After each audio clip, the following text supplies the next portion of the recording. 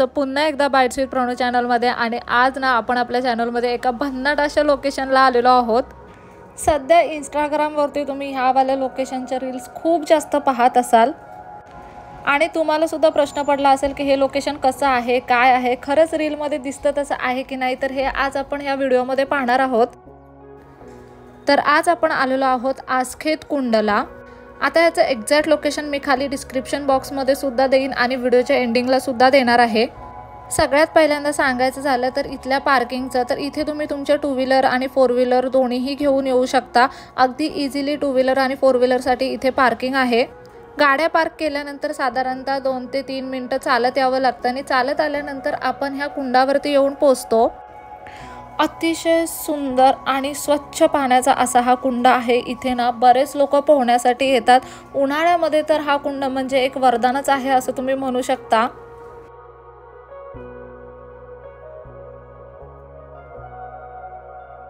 आता आपण ह्या आसखेत कुंडाला आलोय आणि मला ना खरंच नव्हतं वाटलं की इथे इतकी गर्दी असू शकते, पण इथे ना माझ्या कल्पनेपेक्षा जास्त गर्दी आहे। तर मला असं वाटलं की खूप कमी एक्सप्लोर असं हे प्लेस असेल, पण आजकाल ना लोकांना आपल्यापेक्षा जास्त सगळ्या गोष्टी माहीत असतात। त्याचप्रमाणे हे प्लेस पण खूप जास्त लोकांना माहिती आहे आणि इथे भरपूर अशी गर्दी आहे आज। तर असं झालंय माहिती आहे का, यावेळी उन्हाळा भरपूर आहे, त्याच्यामुळे उन्हाळ्याच्या टायमिंगला काहीतरी थंड अशी ठिकाणं प्रत्येकजण शोधतच आहे। त्यामुळे तुम्ही जर पुणे, पिंपरी चिंचवड, देहू, माळुंगे ह्याच्या कुठे जवळ असाल ना तर हे प्लेस तर हे प्लेस ना एकदम बेस्ट आहे तुमच्यासाठी। ज्या लोकांना स्विमिंग येते ना ते लोक तर इथे भरपूर आनंद घेऊ शकतात आणि ज्यांना स्विमिंग नाही येत ते लोक माझ्यासारखं असं बाजूला बसून मस्त असा हा व्ह्यू एन्जॉय करू शकतात। हे ना ॲक्च्युली एक छोटंसं कुंड आहे आणि त्या कुंडामध्ये मस्त असे सगळे पोहतायत आणि एवढा पाण्याचा प्रवाह पण एकदम संत आणि छान आहे। आणि यायचं असेल ना तर संध्याकाळच्या टायमिंगला इथे या, संध्याकाळच्या टायमिंगला इथे खूप भारी वाटतंय। इथे तुम्ही पाहू शकता, इथे आपण गाड्या पार्क केल्या आणि साधारणतः 2-3 मिनिटं चालत आल्यावरती आपण लगेचच या कुंडावरती येऊन पोहोचतो। आजूबाजूला ना असे सगळे खळगे आहेत तुम्ही म्हणू शकता, भली मोठी दगडं आहेत ज्याच्यावरून चालत चालत तुम्ही कुंडापर्यंत येऊन पोहोचता। इथलं पाणी इतकं स्वच्छ आहे ना की अगदी तुम्ही पाण्यामध्ये पाय ठेवले तर तुमचे पाय सुद्धा व्यवस्थित स्वच्छ दिसतील।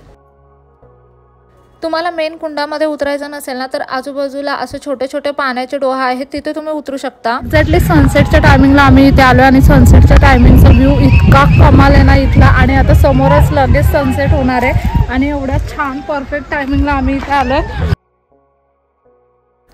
आता तुम्हाला वन डे पिकनिकसाठी इथे यायचं असेल ना तर तुम्ही डेफिनेटली येऊ शकता। काहीतरी घरून आणू शकता, इथे आणून बनवू शकता किंवा टिफिन वगैरे घरातून घेऊन येऊ शकता, इथे येऊन ते खाऊ शकता। किंवा मग तुम्ही लगेचच येऊन जाणार असाल पुणे, पिंपरी चिंचवड इथे कुठे आजूबाजूला असाल आणि लगेचच येऊन जाणार असाल ना तर संध्याकाळच्या टायमिंगला इथे या। संध्याकाळी 4 नंतरचं टायमिंग म्हणजे इथलं स्वर्गसुख, कारण इथलं संध्याकाळचं वातावरण खूप जास्त सुंदर असतं आणि सनसेटचा अगदी छान असा आनंद तुम्ही इथे घेऊ शकता। इथे तुम्ही पाहताय का हे पाणी किती स्वच्छ आहे। इथे ठिकठिकाणी ना असं तुम्ही थांबू शकता। हे छोटे छोटे पाणी आहे आजूबाजूला खडकांमध्येच, जिथे तुम्ही ना आतमध्ये उतरू शकता। हे जास्त खोल नाही आहे, पाण्याची पातळी लगेचच समोर दिसते।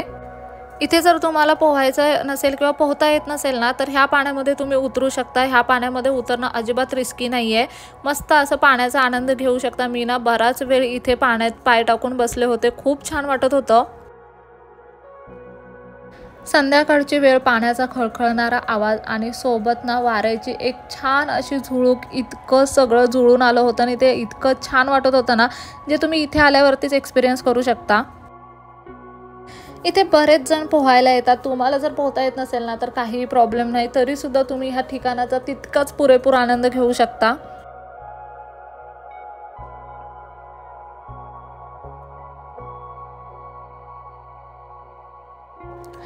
आम्ही शूट करत होतो इथे येऊन, त्याच्यामुळे बरेच लोकांना इथे जे आले होते ते कोऑपरेट करत होते आणि त्यांचं पोहण्याचं कौशल्य आम्हाला दाखवत होते, त्याच्यामुळे बरेच पोहणारे लोक इथं पाहायला मिळाली।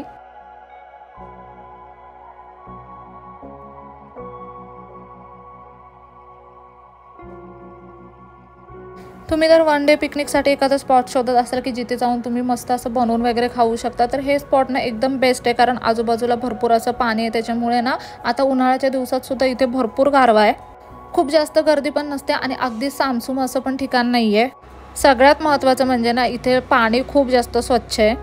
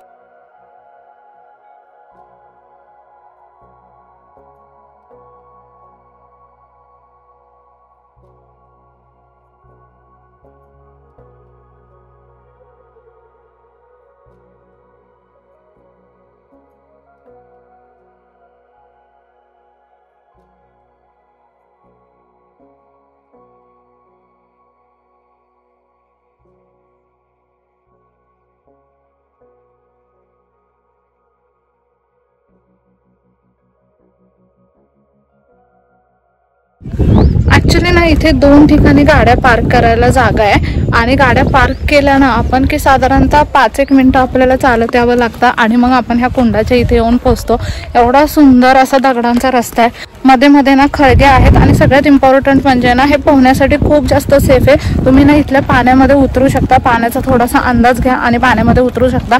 जे खळगे आपण आत्ता पाहिले ना तिथे पण आजूबाजूला थोडंसं भरपूर पाणी आहे की कमरेपर्यंत पाणी आहे म्हणा किंवा पोटापर्यंत पाणी आहे, तिथपर्यंत पण तुम्ही त्या पाण्यामध्ये पण उतरू शकता। म्हणजे जरी कोणाला पोहता येत नसेल ना तरी सुद्धा तुम्ही इथं मस्त पाण्यात उतरून पाण्याचा आनंद घेऊ शकता।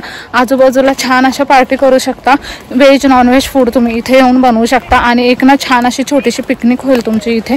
वन डे पिकनिकसाठी खूप छान स्पॉट आहे।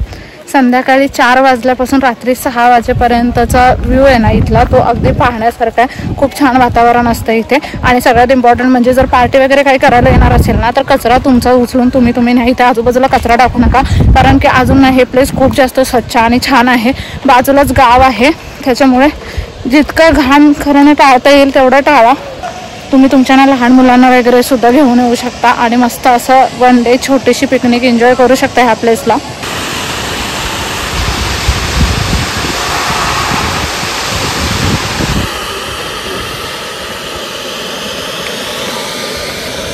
इथून आलो आपण, मग अशा पद्धतीने तुम्ही इथून खाली जाऊ शकता।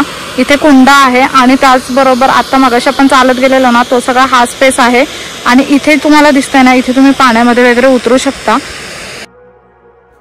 खूप सुंदर असं ठिकाण आहे, नक्की या ठिकाणाला एकदा तरी भेट द्या आणि कसा वाटला व्हिडिओ मला कमेंट करून नक्की सांगा। चला तर मग नेक्स्ट व्हिडिओमध्ये भेटूया, तोपर्यंत मस्त खा, भरपूर फिरा आणि आनंदी राहा।